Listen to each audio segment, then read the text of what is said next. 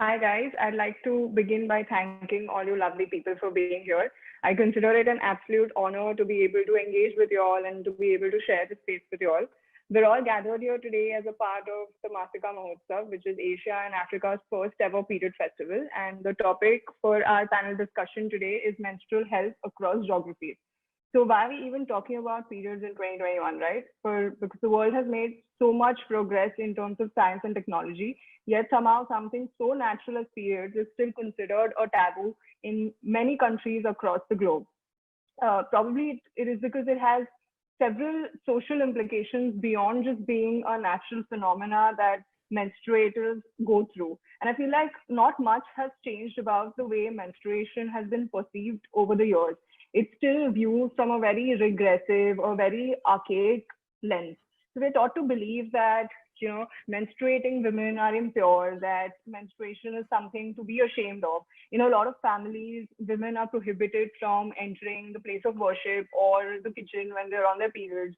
In a lot of villages, women are banished to huts while they're on their periods. So when a lot of these practices came into existence to prevent women from doing strenuous activities while being on their periods, a lot has changed since then. The context has changed, the reality has changed. A lot of women work now and they're not restricted to just doing household activities, but somehow despite all of this, there hasn't been much of a change in all these parochial practices around menstruation that are practiced. And then there's also, of course, the problem of accessibility. So according to a survey done in 2014, 2015-16, only 36% of all the women in India said they have access to sanitary napkins, either locally or commercially produced. And for something as ubiquitous as periods, sanitary napkins, unfortunately, in developing countries like India, aren't as easily accessible as they should be. This could be attributed to the gap in distribution or because a lot of women just cannot afford them. And also through all the sessions that we have held through as a part of Red is the New Green, I have come to realize that in the rural areas or in the backward sections of society, women aren't given the right kind of education or they're not really aware of the concept of periods. So when they get their periods, they're left feeling absolutely helpless and clueless, and it's a source of dread for them for the rest of their lives, which is really devastating. And ironically, while the whole world menstruates, the problems that engulf it can be pretty region specific, and the geography, the social structure, the location, the government policies, etc., have their implications on the discourse. For instance, if you look at the topography of regions like Sikkim and Darjeeling, they pose different deterrents to the access to menstrual resources, as opposed to in a place like Delhi, where patriarchy is widely prevalent. It has its own implication on the problem of menstruation. So the concoction of all these problems and a lot others is, I think, why addressing this topic is the need of the hour. And we have people like you doing it for us, which is absolutely admirable. So this discussion will essentially throw light on what are the challenges that each of you all face with regards to menstruation in the region where you all work. So the discussion will facilitate the sharing of ideas, solutions, and insights to create a solution-based approach to tackle this issue. To commence the discussion, I'm just going to quickly ask the panel to introduce themselves. We have Roisa. So Roisa, could you please quickly tell us a little bit about yourselves and your organization? My name is Roisa Kerubo or Kerry from Kenya. I am the CEO for Live Health Initiative, which is a local initiative, NGO working in Kenya. Basically, we do activities around sexual reproductive health, water sanitation and hygiene, and public health consultants. And also we do a lot of training on menstrual health, focusing on sustainability in menstrual health.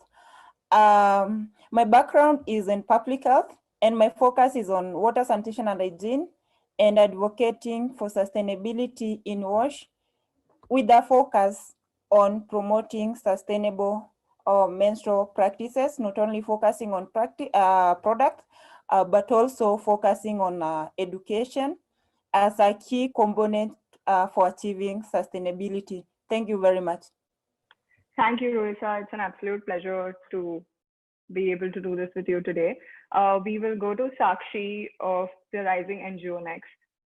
Sakshi here, and I'm the project at the Rising Tamsoma Jyotirgamay. The Rising is a registered non-governmental organization.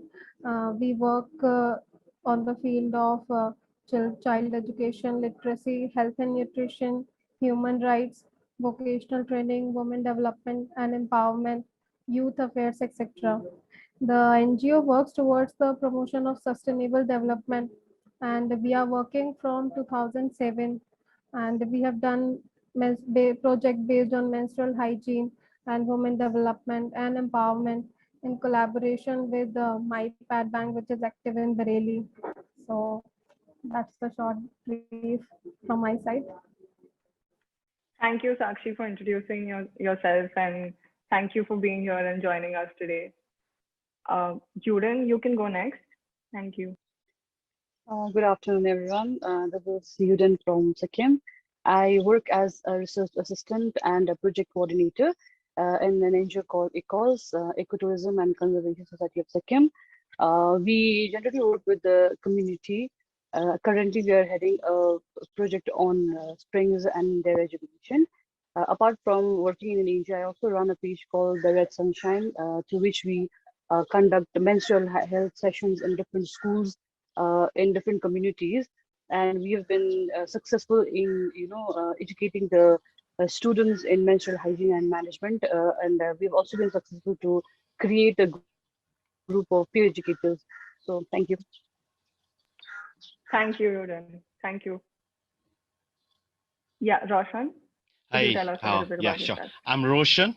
Hi, and I'm Roshan from Darjeeling, from an NGO called DLR Prerna or Darjeeling Prerna.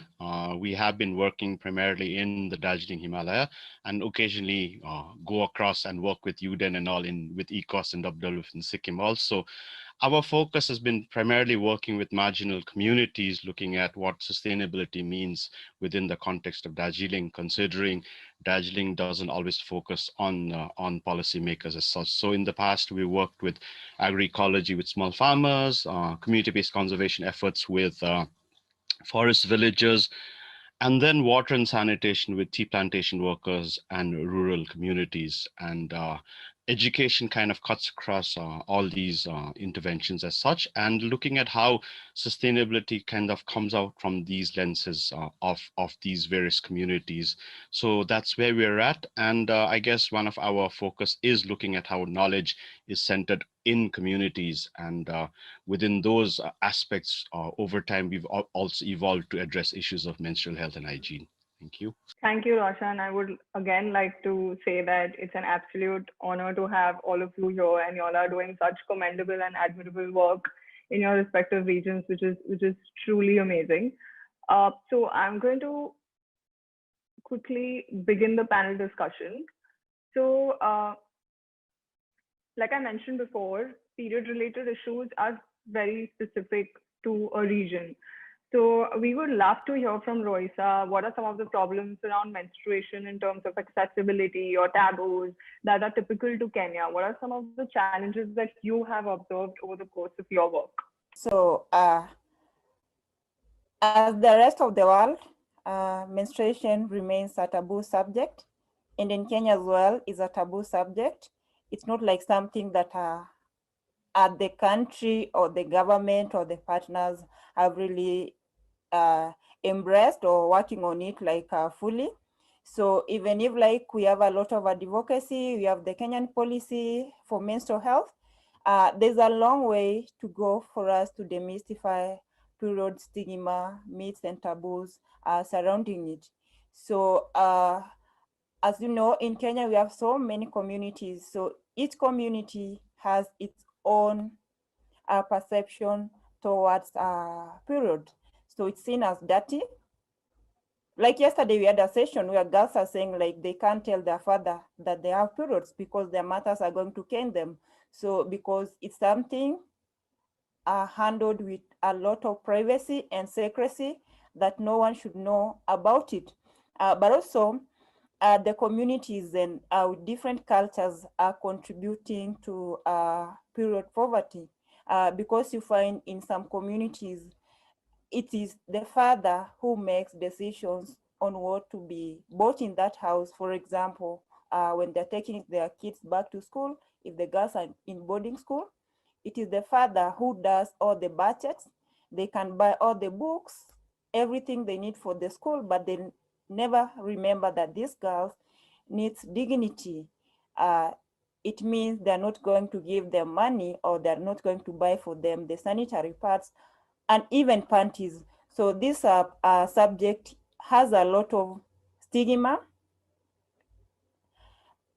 coming from different cultures, including religion. And for example, with the Muslim community, they believe when a lady has a period, she's dirty, she doesn't need to come to the mosque to pray. If she comes to the mosque, you have to be at the far end behind. So means like everybody's going to know that you have your periods. So this as well is promoting stigma. But also I'd like to say we have a lot of trainings and advocacy to demystify period stigma. As a country, Kenya has trained everybody from, not everybody, but at least representatives from all the 47 counties, where first we had national period MHM trainers. Through the national MHM trainers, the county first ladies, who are the wives of the governors, who are trained as menstrual health champions, and some of them had to scale down the training to their counties and train the wives of the member of parliaments, wives of the members of the county assemblies, so that they can scale down the training, scale up the training down to their communities. So as far we have a lot of setbacks coming from the stigma on menstruation. So we have some achievements where we've been able to even partner with different stakeholders to come together to voice these issues of menstruations as a one unit, so that we can demystify period stigma. The national team has been able even to reach out to parliamentarians who were taught and were sensitized about MHM. They were trained in a holistic manner, from breaking the silence, talking about stigma, myths, and taboos surrounding menstruation, safe and hygienic use of products, and safe and hygienic disposal. So I can say through such forums and advocacy, there's a lot of demystifying and education on menstrual health, but also it's done in not like in a, just like maybe it's a one event thing, and then from that one event thing, and then we come and we do so many things, and then you find like these people maybe forget. So from my point of view, I feel like we need to do a lot of education about menstruation and education about sexual reproductive health from a very early age, so that these young people know that as women, when we grow up, we have different changes that are taking place in our bodies. As well, when boys reaches puberty, there are those changes that are happening. And this makes us own our stories as women, and the young girls as well can learn from it, so that they don't see menstruation or sexuality or sexual reproductive health as a taboo subject. And this is going to help us to demystify and end period stigma and taboos. And talking about the government policy, yes, we have this tool. It's a very nice tool, but also there's an issue of financing. We need to implement now the policy. We need to put it in action. So we need a lot of financial support, and also people of goodwill to talk about period, to do a lot of education about period and reproductive health. Talking about sustainability in menstrual health, for me, it's more than talking about sustainable products like environmental friendly product. We need to start from the education point of view, behavioral change, communication. How do we see period as an individual, or as a community, or as a society, as a country? If people are able to relate menstruation as a human right issue, and as a normal biological process, and communities be trained that women are not dirty, or it's not a curse, or it's not like something that need to be ashamed of, we're going to achieve sustainability. So product only cannot achieve sustainability in menstrual health. And beside, we need to talk about safe spaces for girls and women. We need to talk about educating boys and men. They need to be part of this conversation so that they can support their sisters, their colleagues in class, and also in our work environment, we need to normalize period. I know in Kenya, in most workplaces, government offices, we have like government are giving free condoms, especially male condoms. So it means there's a lot of patriarchal why we don't have female condoms in these offices or in the clinics. So if we can have like equity, we're talking about women's issues and males issues. As a one unity, we say like if men are going to have unsafe sex, these ladies are going to be pregnant. So we need to educate them about comprehensive sexuality. They understand that a lady has a period and a man maybe can make this lady who has already started a period pregnant. So for me, I just feel like the governments are more considerate of men by giving them condoms. So which means they are protecting them against making the ladies pregnant or protecting them against getting the sexually transmitted diseases. So what means even from my point of view, I just feel is education about comprehensive sexual reproductive health and education about menstruation. Thank you very much. Unless you have a question, so feel free to ask. Thank you, Roisa. That was very insightful and helpful for us to understand what exactly are the problems related to menstruation in Kenya. Uh, I would like to know if there are any religious restrictions that affect menstrual health management work. As you mentioned that religion is so widely practiced there. Do they have their own limitations on menstrual work that you do? For the religion, the Muslim community believes like period is something that should be treated with a lot of secrecy. But also they believe like the menstrual blood should not be thrown away or be burnt. So even if these ladies are using disposable sanitary pads, they have to wash them before disposing them. So as well, it has a lot of I think secrecy, I really don't understand, which is related to religion. But also like some people say, like the Bible say when a lady is having a period, she's unclean. So she doesn't need to interact with other people. That's from the Christianity point of view. Because they say like the Bible, I don't know which Bible, I can't quote it exactly, but the Bible says when women have periods, they are dirty. So that's a lot of stigma from the religion point of view. But also in our advocacy, we bring all stakeholders together from the religious leaders, both from the Muslim and the Christian community, to talk about the importance of addressing period and demystifying period stigma to support a girl-child education and build self-esteem. Thank you.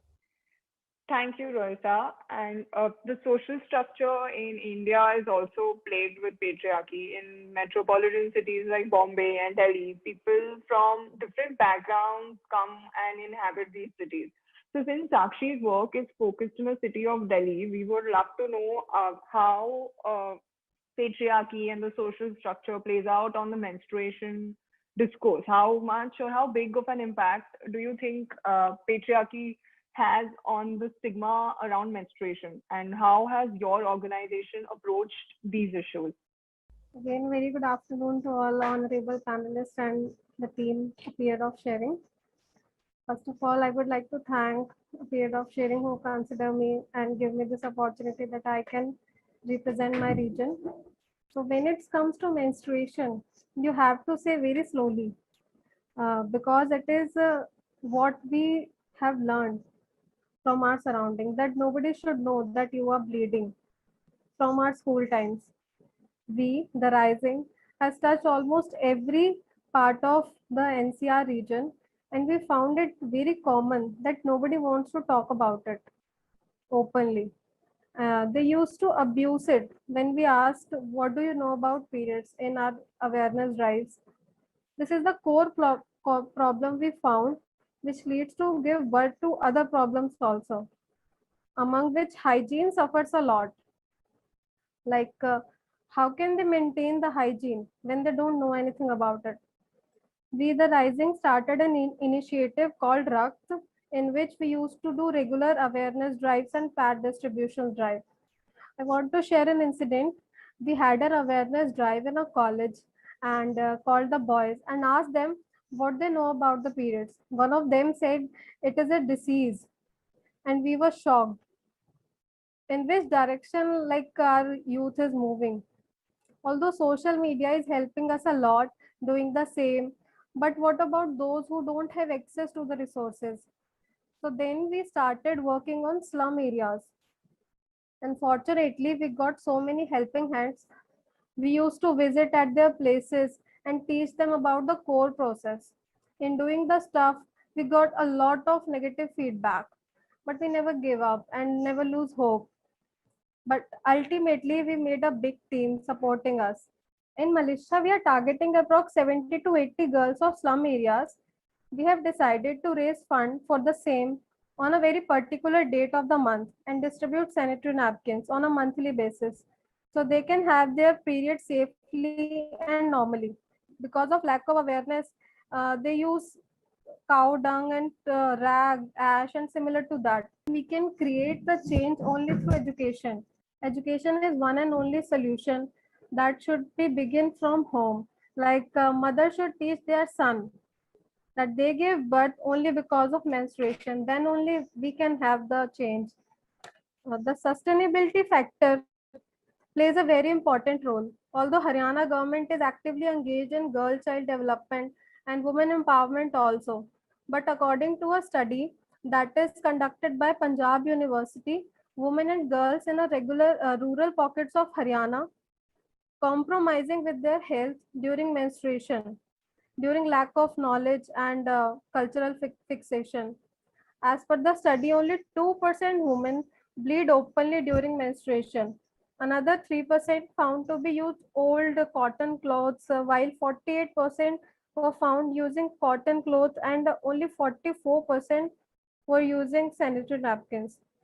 But determined to change the plight of menstruating women in India, Haryana government has decided to provide a pack of sanitary napkin to girl students to government schools at a cost of ₹1 only. Starting from August, the scheme will cover Haryana women belonging to BPL families along with the girl student. So, briefing myself, I would like to say change is possible only if we change, because like the word itself says, if men and stree came together, then only we can achieve menstrual hygiene. So I would like to request the tech team to play the glimpses that I shared.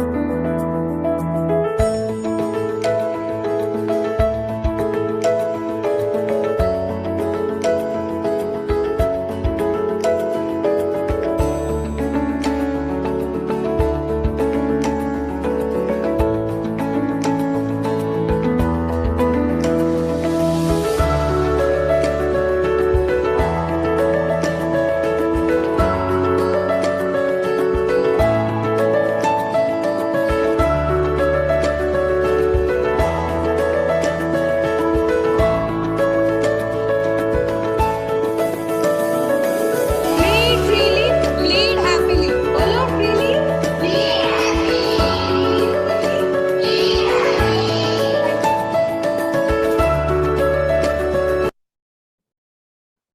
So that's all from my side. Thank you so much for giving me the opportunity. Thank you so much, Sakshi. That video was really cute and it was very moving. Now, when we talk about geography, it also plays a very huge role when we look at dealing with this issue. Yuden, how do you think the topography and the geographical location of Sikkim affects the accessibility to menstrual resources in the state? And are there any practices typical to Sikkim that manifest the stigma around menstruation? Thank you, Natasha.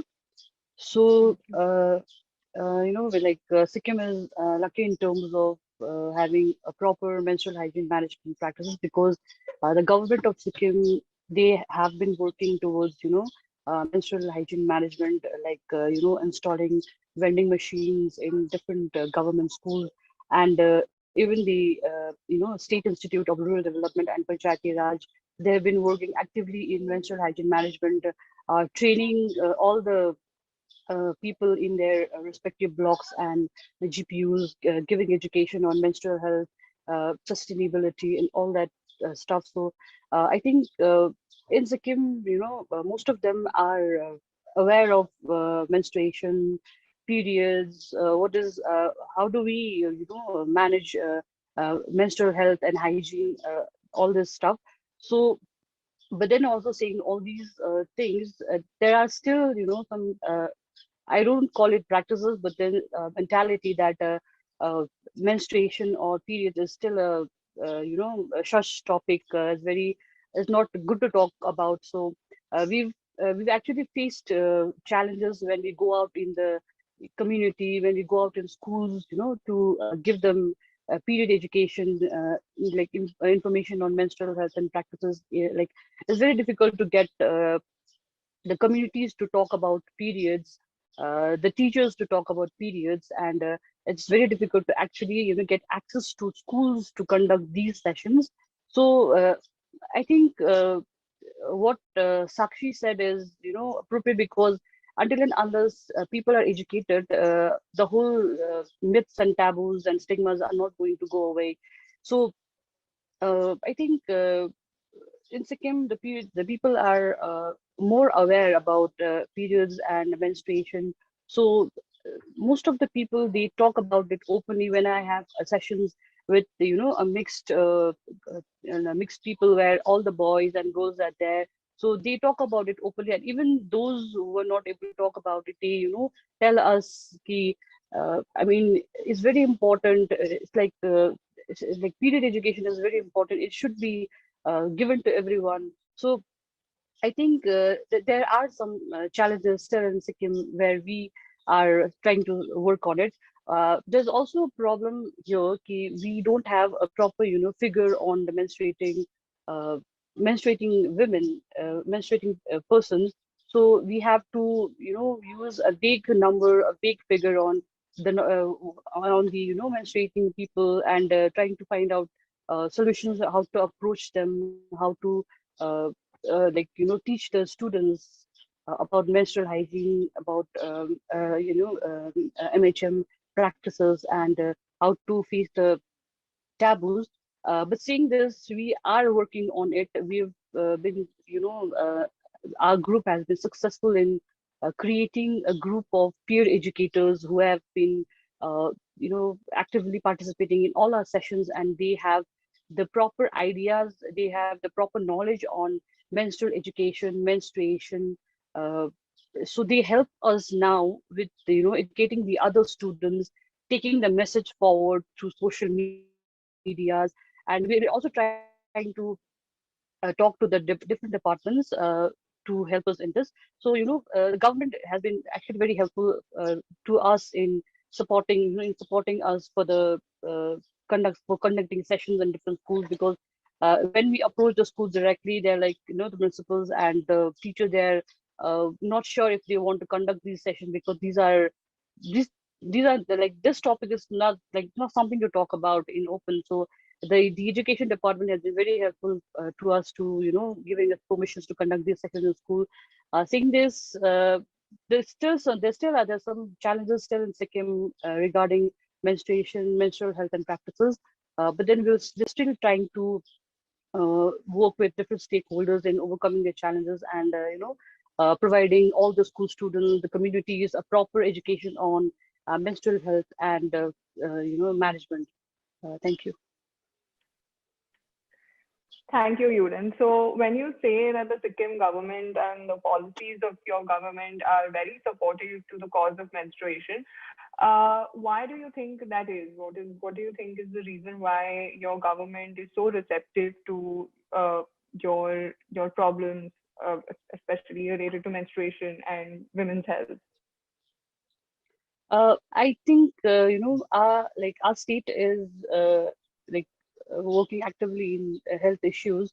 So because menstruation is a very important, an integral part of women health management. So I think addressing this becomes important to everyone, and even the heads of different departments, institutions, they've been very positive in talking about this. I think what I feel is, the different departments and the government, let's say the government has been actively trying to talk about menstruation periods. They've also tried to bring out syllables for different classes, so that the students, they know about menstrual education. So I think it's because the state thinks that women health issues are important, that the students should know about this before they come, like when they are of age. So I think that could be the reason that everyone is so positive about this topic in Sikkim. That is really nice to hear, and I hope that other states also follow and they take menstruation very seriously, and they come up with policies that will help us tackle these issues. Thank you, Yurin. When we talk about periods, I think it is absolutely imperative that we also make sustainability a part of this conversation.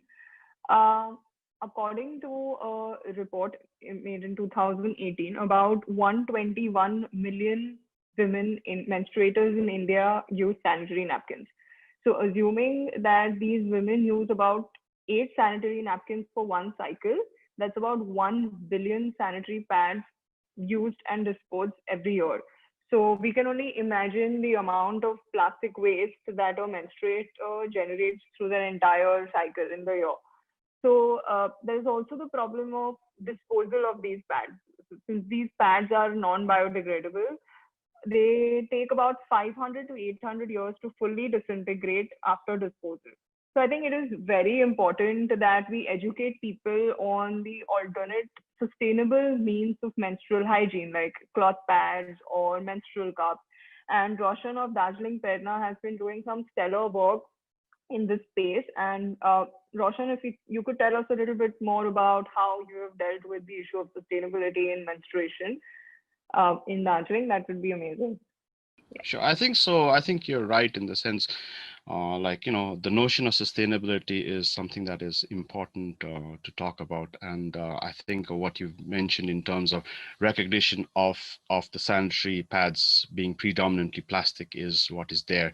And then I think just to set the context, one hand, you do have the need to have menstrual health as a right, but then and the access to products, but then what happens after the products, I think is something very important to talk about, and then I guess in that line of thought, there is also a need to talk about how market narratives predominantly promote a certain type of product only, and if you look at how certain narratives have been created in mass media in terms of on one hand, you do have like the visibility that is there, which is much needed. But on the other hand, I think there is also a huge challenge when it comes to taking this forward. So I think what I will do is just talk about some of the work that we've done but I just wanted to go back and kind of start off by saying, uh, there is also a dominant narrative that the mountains and northeast of India is more open. I'm not very sure when it comes to menstrual health and hygiene. I think there is a huge amount of period silence and taboos also still prevalent, and this kind of manifests into access, into knowledge, as well as like well-being of menstruators as such, and so I think. That is something that I wanted to talk about. But also, our work has been primarily coming out from our team, and I'm not actually fully in the team, but I'm in the organization as such, who have been working with tea plantation workers, small farmers, and education institutions. And we've noticed. I'll just step out a bit and talk about some of the challenges of working in the region also, and just to highlight the geographies aspect also, because I think the more we talk about these geographies, the better it is, and I think that is something that is extremely strong. So if you look at the geographies per se, uh, irrespective of urban or rural, tea plantation or forest villages, there is taboos. But each of these taboos and access and silence have manifestations which are quite unique in their own spaces. And while universally we do need to talk about menstrual health and hygiene, at the same time, there is a need to be contextual. So I'll just give you one or two examples to take this forward. Is that I think, for example, in educational institutions, uh, like because we work on wash, like even as simple as the toilet design was not menstruation friendly. Like the doors were kept for mostly monitoring that people don't run away from the class, but it wasn't safe or didn't have access to water or did not promote privacy. I think the knowledge per se in schools, it's not always talked about, and so we do see absenteeism in schools also with regard to periods. But likewise, I think in rural areas, we have the dominant narrative being women-led. I mean, like if you look at Darjeeling tea, like you'll constantly see women who are the workforce behind Darjeeling tea and they drive it. But then the definition of what is a workplace in a tea plantation is quite complex. And so a lot of it, or majority of it, is outdoors. So women do not have access to changing places, safe spaces or with access to water. So it actually challenges their what do you say, iniquity or lack of voice or access to safe spaces even further, because they are out on the tea plantation 8 hours a day. They have no clean toilets, or they actually don't have toilets out in the open. And what do they do? And so we've kind of found out that they end up wearing sanitary pads for like 7 8 hours a day and not changing and taking those things forward. And likewise, I think in rural areas there is still and then I think Uden can corroborate this, is like people have issues where menstruators or people who are menstruating do not go into the fields because certain types of crops will not grow well, or they will, pickles will go bad, and things like that are still there, and so I think uh, this notion of talking about menstrual health and hygiene with menstruators has to be intersected with the context as well as the challenges that patriarchy brings about in our society. Challenges, for example, in tea plantation areas, the majority of the workforce are women, but the majority of the supervisors tend to be men. And how do menstruators relate when they are menstruating to the supervisors? And invariably, it is marked, if they need to go home, it's marked as I have fever, I have stomach ache, or I have headache, and things like that. So I think that there's this notion, the openness in workplace as well as access to safe spaces in workplace, and then within houses to kind of families to talk about it. And then finally, how I think menstrual health and hygiene on the long run needs to be made part of the curriculum and not an external service that is provided by NGOs like us who come in and then deliver one lesson and go away, because the entire structure that needs to be sensitive has to be taken forward by the entire institution and not just one. And having said that, I think DLR Prerna and we are part of a network called Zero Waste Himalaya, which includes ECOS, UDEN is part of. And we've looked at waste from the perspective of zero waste principles, and something that individually we cannot address, and we have to come in a platform. And so Zero Waste Himalaya is a platform that kind of talks about not producing waste, designing better systems, and individual action that reduces waste, and so in our initial days, when this discussion was going on, I think we actually didn't know about menstrual health and hygiene, the waste aspect of it. It's only when one of our team members, Swastika, visited Kerala for the Sustainable Menstrual Month, and we came back, and that's how when we started working on Masika Mahotsav, we actually hadn't really merged the two together. But in the second year onwards, we started including Masika Mahotsav as part of our what we are calling the Himalayan cleanup, and 2018 we started, but 2019 we were looking at Masika Mahotsav as part of the Himalayan cleanup because it actually falls on the same week as such, and to kind of then talk about, one hand, you do need products, but we need to question where these products come from, and then what happens to these products after use.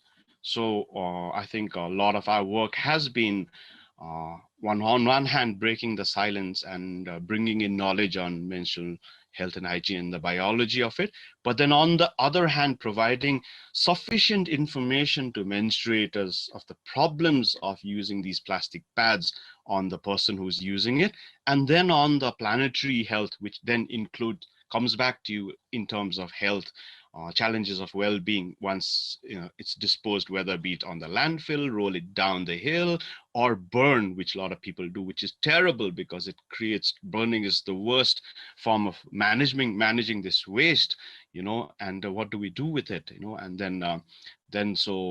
while one offering these information, I think a lot of people have moved into products, and I think offering these correct information on the challenges to the menstruator,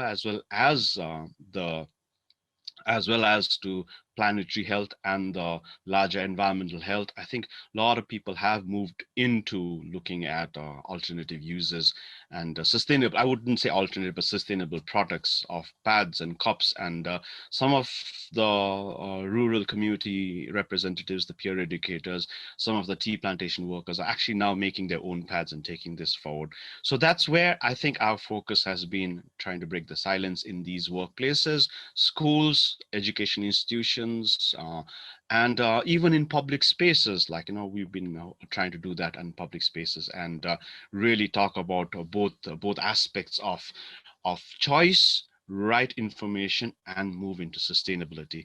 And I can come back and talk about the larger policy spaces in a while, because I think that's something that I can come back a bit later. So thank you, Roshan. Like you mentioned, context is of paramount importance when we address the topic of menstruation and sustainability. And the context in terms of, like you said, it affects everything, right? It affects the taboos, it affects the practices, it affects how these stigmas manifest themselves in different practices that are sort of imposed on women when they are menstruating. So that was very insightful. Thank you, Roshan. So Roshan, you have worked on EPR, which is extended producer's responsibility. What role do you think EPR plays in sustainable menstruation? That's a good question to take forward, and I think I'll go back and reiterate what you said about the amount of sanitary pads that are being used in India. While on one hand, people don't have access, a lot of people don't have access, but if you really calculate it all, it's like they say 12.3 billion disposable sanitary pads are used in India annually, and that's disposed. And one of the biggest things that we do know is that it just doesn't go away. And you did talk about disintegration, because like they just disintegrate, right? But it still remains plastic. So I think the notion that recognition that sanitary pads are predominantly plastic, and it is multi-layered because different products come about, are put into it, and disposal is a problem. It's a huge problem, like I said. it doesn't disintegrate, it doesn't decompose, it just doesn't go away. You can't burn it, you can't bury it. If you burn it, toxic fumes come out. If you bury it, it doesn't break or decompose, and it just disintegrates into microplastic. And if you look at all the past documents from 2018 onwards, there's microplastic in almost every aspect of our lives, of food, water, like species, even in placenta. And we just have to recognize, like, from whatever source plastic comes, it is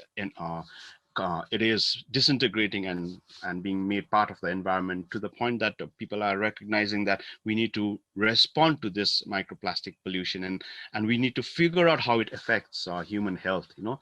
But when it comes to pads, well, recognizing pads being majority of the disposable sanitary pads being plastic, what is quite challenging when it comes to the Indian framework is that solid waste management rules talks about uh, sanitary pads and diapers to be called domestic waste, and like, you know, you should just segregate it.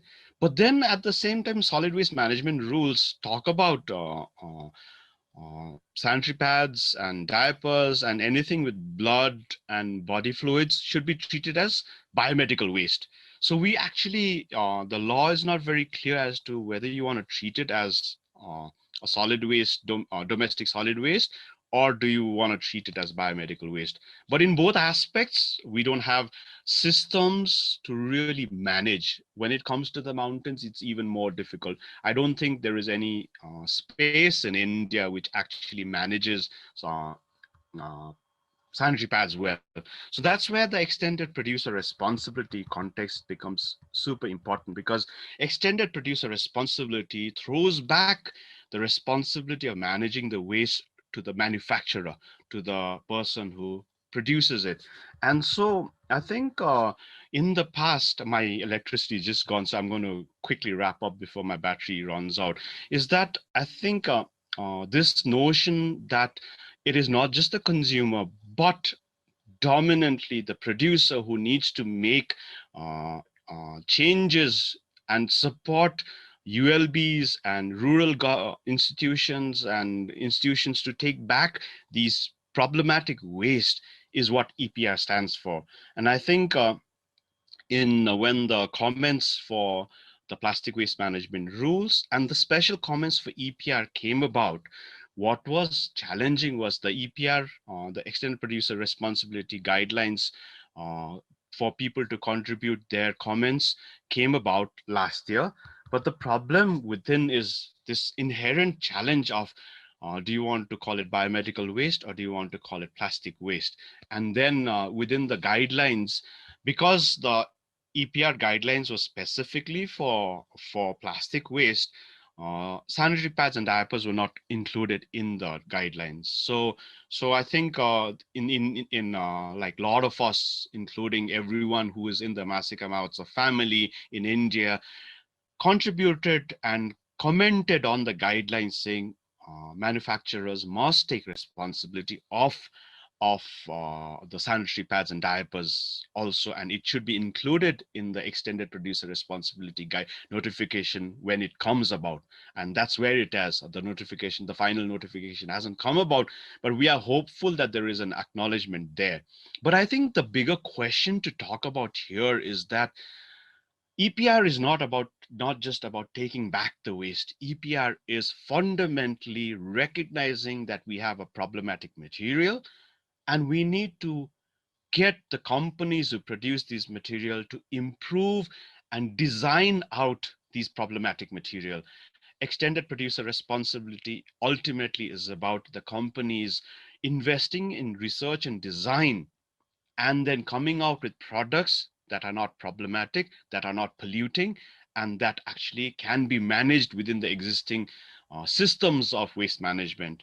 In the intermediary, these companies must provide support to waste managers at like rural spaces, urban spaces, institutions, to take back and manage these wastes. Because as of now, waste managers, waste handlers, one of the biggest challenges for waste handlers is diapers and sanitary pads because it has body fluids or blood in it, and post use, they are the ones who have to manage it, and they have to pick it up, and then there is no disposal, and so that's where it is. And then likewise, the plastic waste management rules that came about for comments also did not really talk about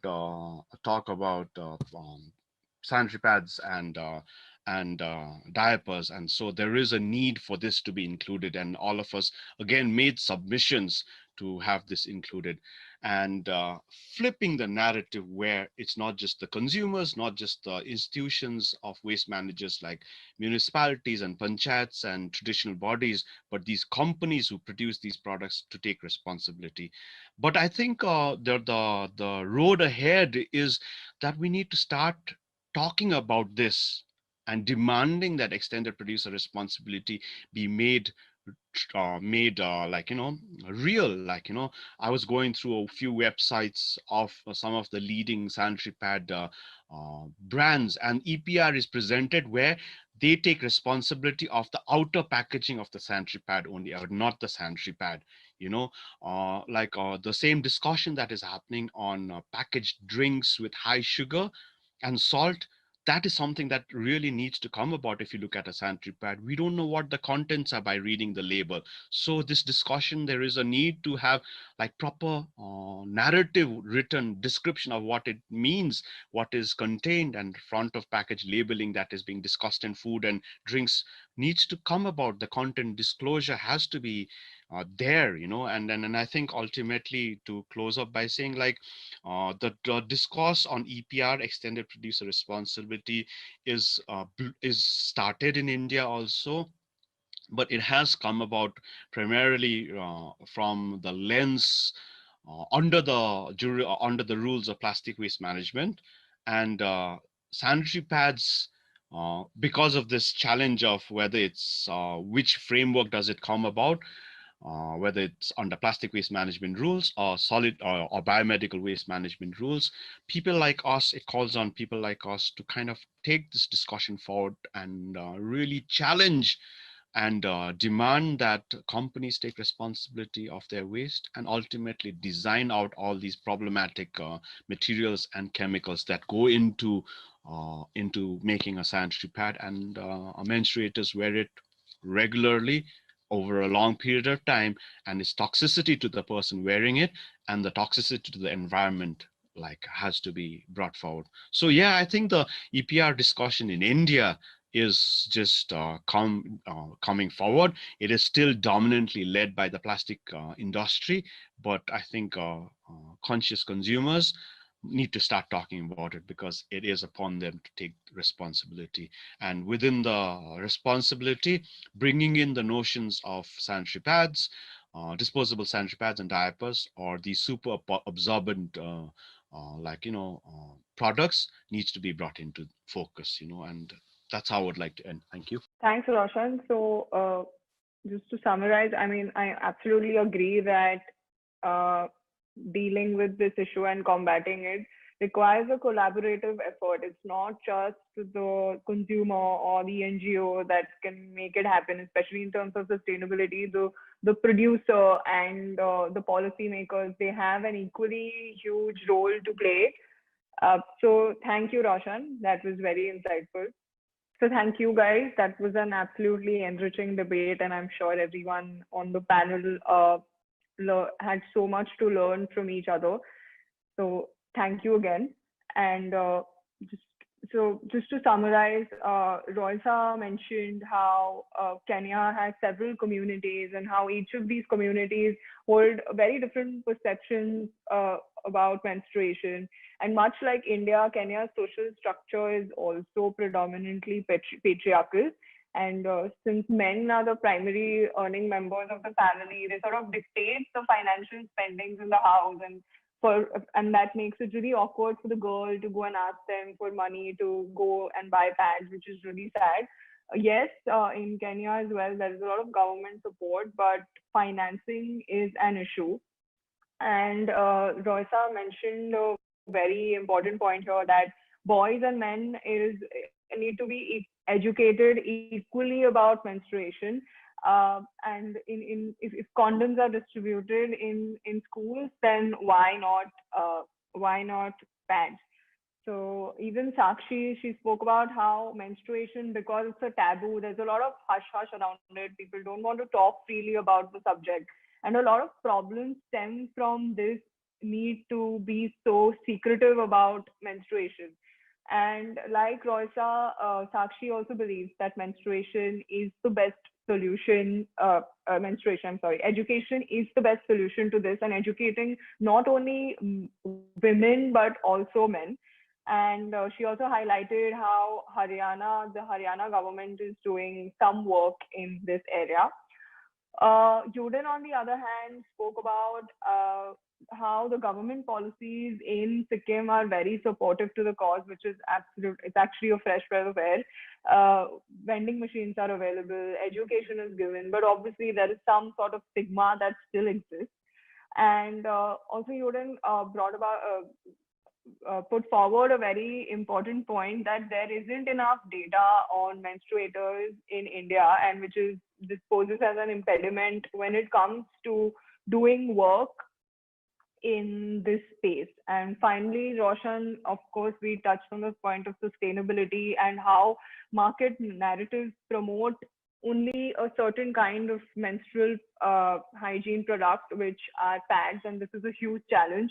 And of course, the importance of context. Context sort of dictates everything, the practices, the taboos, etc. And he spoke about something very interesting, which is how when we look at the business of Darjeeling tea, it's predominantly women who work on the field, and but the supervisors are male. So because of that, if and majority of these activities happen outdoor and there is no access to safe spaces, women have to give excuses like headaches and etc. when they are on their periods, which is really sad, and it really needs to be addressed. And lots of taboos still exist, but in the Northeast as well. Again, they're contextual, but of course, there's a lot of work that is happening. And Roshan also mentioned how menstruation needs to be made part of the curriculum, which is so important. It is really basic, but I think as long as there's no awareness or education on the topic, this is still going to be a source of dread to a lot of women when they get their periods. So instead, if we educate people on menstruation, I think it will serve as a tool of empowerment instead of helplessness. To conclude, I think the future of a period positive planet lies in breaking taboos and empowering menstruators, so that menstruators don't dread being on their periods and they feel a lot less helpless and a lot more empowered. And yes, of course, it is a task, but with people like you being at the forefront of this and being the facilitators of change, we're certain that it is not an impossible feat. So on that note, happy Masika Mahotsav. And I would like to close this by extending a big, big thank you to all of you for participating in this discussion today and sharing your insightful and indispensable experiences and stories with us. And your journeys have been truly inspiring, and I'm positive that a lot of viewers watching this right now would love to support to this cause in whatever way they can. So if you all are looking for volunteers or any support of any kind, please let our viewers know how they can connect with you. So Roisa, do you want to let people know if there's any way they can get in touch with you and support your organization? Thank you very much, and thank you so much for always remembering us when you are having such forums. I remember from last year we've been interacting from the time periods in pandemics, and all the time we've been part of this movement. We're looking forward for more engagement from you. You can reach out to us on Facebook. It's Live Health Initiatives. My name on Facebook is Roisa Kerry. And on Twitter, I'm on LinkedIn, and also I'll share my contact. I have one point of clarity in terms of government provision of condoms. condoms are not given to the young school girls, but they're given maybe to the university student and college students and government offices. So because, you know, we have a lot of like prohibiting even sex talks in school and sex. So that's a point of clarity.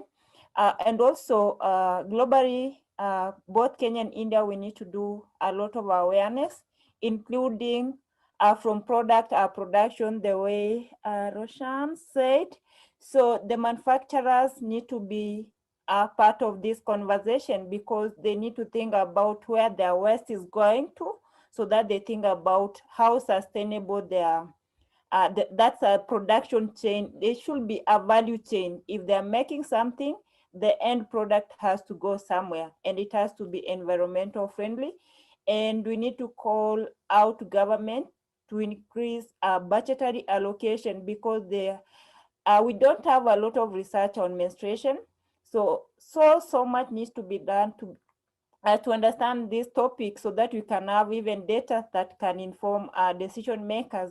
So I'm calling out like to all partners, let's make more noises, let's keep pushing so that we can be somewhere, so that we can achieve sustainable in menstrual health and more so support young girls to know who they are and build their self-esteem. Thank you very much.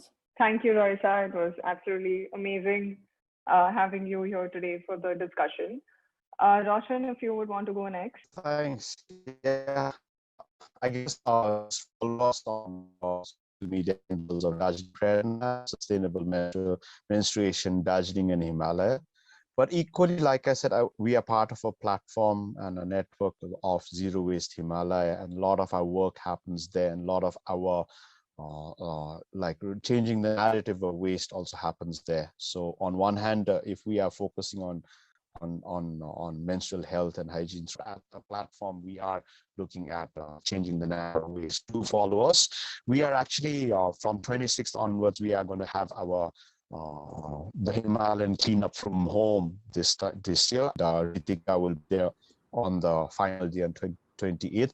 But I think there is a need for us to be reflective of our own lifestyles and move into more sustainable ones, and also simultaneously occupy larger spaces and demand systemic changes that are so essential to be more sustainable, to demand of extended producer responsibility as well as product transparency to show what it is there, and challenge the dominant narrative that promotes pollution. Join us in our various campaigns to break the silence on menstrual health, as well as move into sustainability, as well as demand and move into more sustainable zero waste practices. Follow us at Darjeeling Prerna as well as Zero Waste Himalaya. Thank you, Roshan. Sakshi, if you would like to go next and tell us how we can support your organization, or if there's anything else you want to tell us before we close this. Yeah, just want to say that like the change begins from home. So the parents should initiate this. Like they maintain a atmosphere in the home, like a period-friendly atmosphere where they can share, and teach their daughters and sons. Like it is an important process, and you should not make it a secretive issue. Like don't talk to anyone like this. So it is a it should be begin from home, and then we can move further to the society, uh, where we can aware the people who are not aware, and help those who don't have any resources. So that's the call of action. Like we should begin from home and educate our child first. So yes, absolutely. I think education should begin at home. Women, mothers, and other members of the family should start uh, creating awareness about this topic at a very young age. And then I think when the girl finally gets her periods, she'll be prepared for what is coming. Uh, so yeah, Sakshi, thank you so much. And we'll end this with Juden. Yeah, thanks again, Natasha. So as I spoke before, we have very vague information on the number of menstruators. So, what we as the Red Sunshine are trying to do is we are trying to collect information, trying to do a survey and get the figures on menstruators in the state of Sikkim. So because we are yet to be an organization where just a group of people working independently, so we actually need volunteers to help us in the survey to do for the data analysis and everything. And we are also trying to create more numbers of peer educators so that they are able to go to different schools, or they are able to tell their people, their friends about menstruation, the positive thing about menstruation. So I'm still trying to do that, and we are also on the road to framing something, framing not a policy, but then we're just trying to make out a charter where we can input the menstrual education in different schools, government schools, private schools. Talk with the stakeholders, have them involved in this decision making process. So yeah, we you can follow us. You can visit our page in social medias, the Red Sunshine, and yeah, that's it. Thank you. Thank you, Yoden. So yeah, I'm sure a lot of people who are watching this are motivated to support this cause and would want to join you guys. So again, thank you so much for being here. It was so great to do this with you, and yeah, thank you again, and I have a great day.